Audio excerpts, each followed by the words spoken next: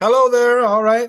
We'll be moving on to lesson six, human impact. Human impact.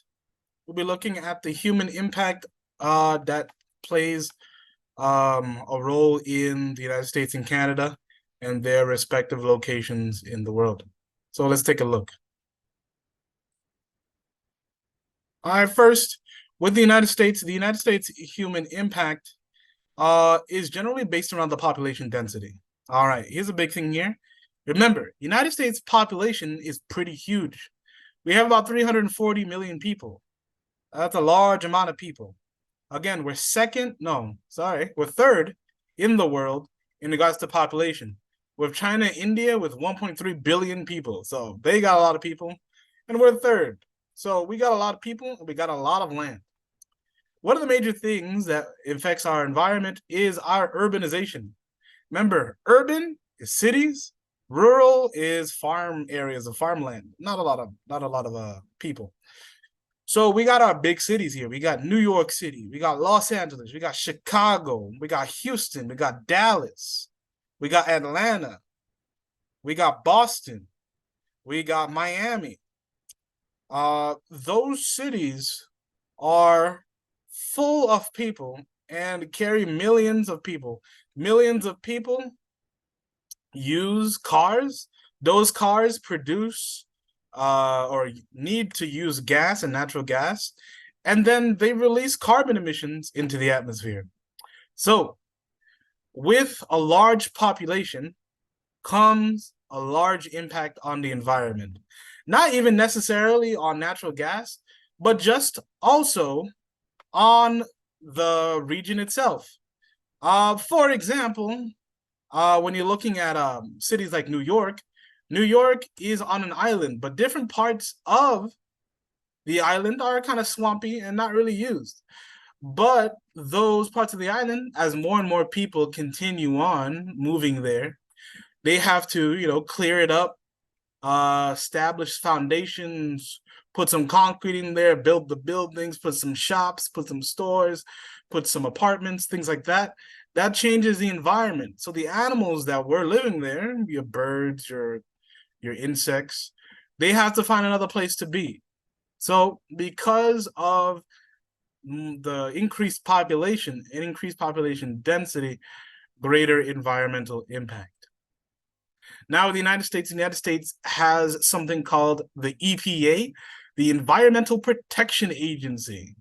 The Environmental Protection Agency is pretty much established to pretty much, make sure water is not getting dirty, make sure you got clean water to drink, to make sure that the environment is safe for humans and animals, make sure there's no toxic waste being released into lakes and rivers and different things like that. So it's very important for the EPA to exist there.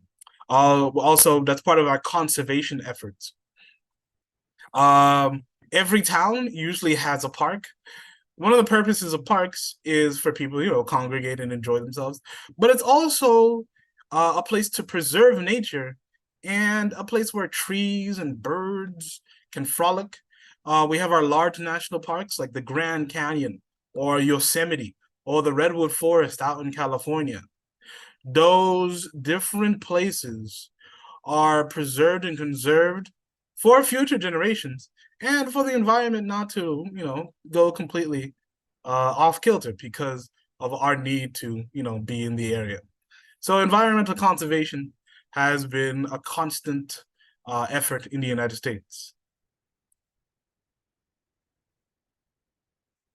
Looking at Canada also tries to do the same thing. They have similar issues, but not the same. Remember, Canada has a much smaller population than us. Canada's population ranges between like 25 to 30 million people. So we're about 12 or 13 times larger in population when it comes to Canada. And most of those people live close on the border of Canada. So Canada has a large amount of land, but not a lot of people live there.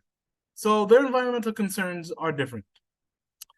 You have those indigenous people that live up in the northern parts of Canada. the indigenous people kind of stray away from various types of technology. So their environmental impact is mostly based on how they interact with the animals. And the environmental impact is generally low. So that's good. Canada also has to face different issues like natural gas and oil production issues and affecting the atmosphere. But again, since the population isn't as large as the United States, they don't have the same impact as the United States does. One of the major concerns that Canada has is the problem of its oil sands. So oil sands. So imagine you're on a beach, right?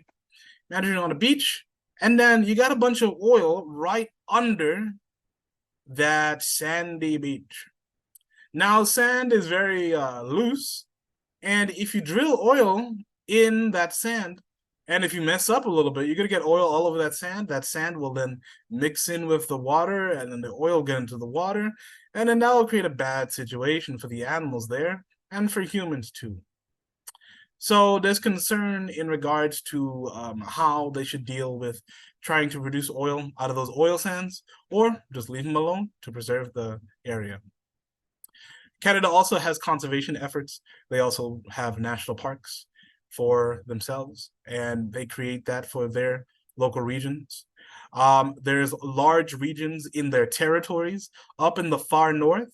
Up in the far north, they pretty much leave that alone, and a large amount of Canadian land is relatively untouched and mostly interacted by the indigenous peoples.